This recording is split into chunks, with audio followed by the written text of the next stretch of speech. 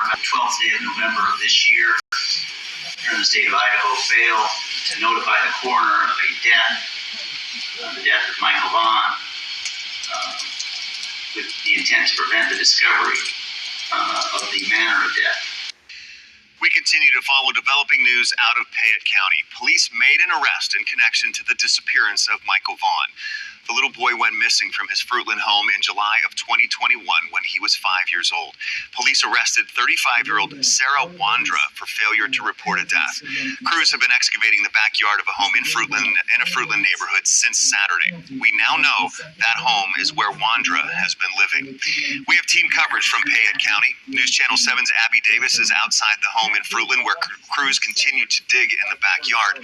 But first, let's go to Alexandra Duggan outside the Payette County Courthouse in Payette, where Sarah Wondra was arraigned this afternoon. Alex? Doug, today in court at 1:30, the state of Idaho alleges that Sarah Wondra on November 12th failed to notify police of a death, and they said that she covered up the way in which Michael Vaughn died. Now, we don't know if he has actually died. There's no confirmation from police just yet. Just know that investigators are still currently looking for his remains. That's what we've gathered from Fruitland police. And the judge also sealed the probable cause affidavit today in court, talking about why they arrested Wondra, because they don't want to jeopardize a high case like this. And Huff said that he doesn't want to comment on that just yet.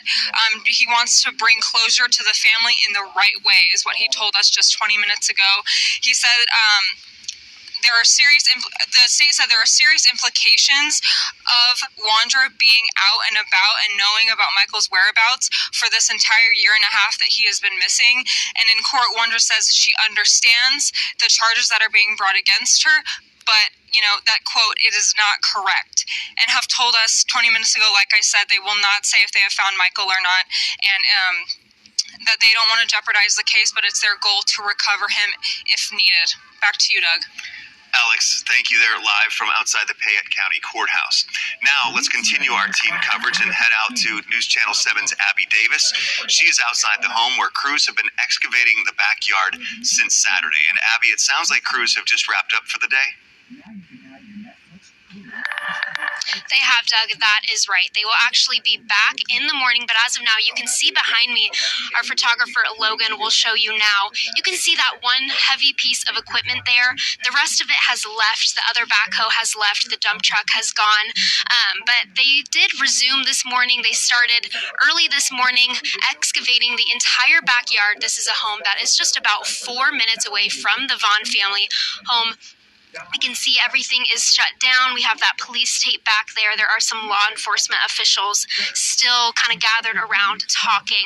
But we do have some video of what the scene looked like earlier while they were actively digging and searching. There was a dog on scene I also saw. And then I was told yesterday that once again they were excavating the entire backyard. That was their plan, and that they were going to dig 3 to 4 feet. Now, they obtained a search warrant and started working Friday night. They are taking all of this dirt off site where it will be processed. That is what Chief J.D. Huff told us yesterday. Now, this all came after a very credible tip. That is what Huff said. It was a very credible tip that came from someone inside of the house, and he said that they have received over 1,500 tips so far, but this one was the one that led them to this house very close to the Vaughn family home. Now, Huff said, once again, the investigation has moving parts like Alex already mentioned, but that their goal is to recover Michael and have a successful prosecution, but that, once again, they'll leave no stone unturned. He said that they just have to do right by Michael's family and by the entire community that has been so closely watching this whole entire situation. And Abby, have you gotten any indication if they will be back again tomorrow to continue the excavation? Yes, early tomorrow, Huff said they'll be back around 9:30 a.m., and he did say that they will be bringing in some different equipment. As for what that means, though, he didn't specify.